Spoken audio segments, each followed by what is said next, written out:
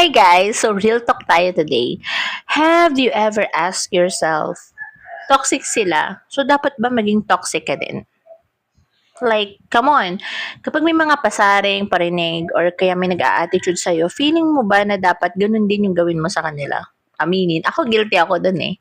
Nung parang hindi pa ako dumadating sa realization na, wait lang, adulting na. So, parang, gantihan pa din. Paano yung bata? Pero sige nga, let's be honest. Minsan, di ba, napapaisip ka rin talaga na gayahin mo na lang kung ano yung binabato sa'yo. So, kung pakitaan ka ng hindi maganda, dapat ganun ka rin sa kanila. Pero wait lang ha. Wait lang. Bago dapat tayo mag-react, why not try the mirror method? Ano nga ba yung mirror method? Simple lang, bago ka mag-react sa isang tao, tingnan mo muna yung sarili mo sa salamin, literal or figuratively. Ayan, like, kuha ka ng salamin, tapos tingnan mo yung sarili mo, tapos itanong mo, bakit nga ba ako naiinis sa kanya? Yung parang, ano bang gusto kong i-reflect sa sitwasyon na to? Doon, kapag nalagay ka doon sa ganong sitwasyon, kasi ganito yan.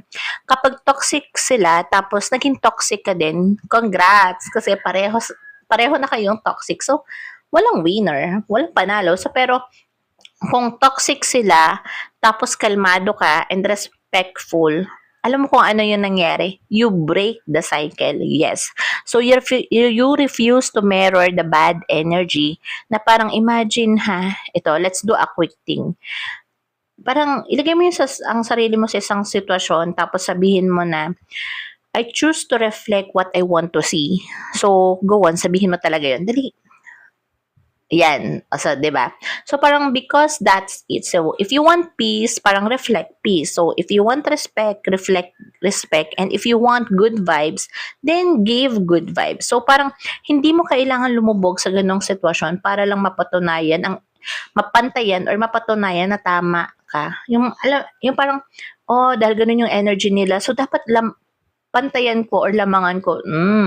No. Kasi, ito ha, parang, so next time, kapag may mga patama, toxic na tao, toxic sa trabaho, may uma-attitude sa'yo or may nang-aasar, bago ka sumagot, isipin mo talaga parati na ang toxic nila. So dapat ba maging toxic din talaga ako?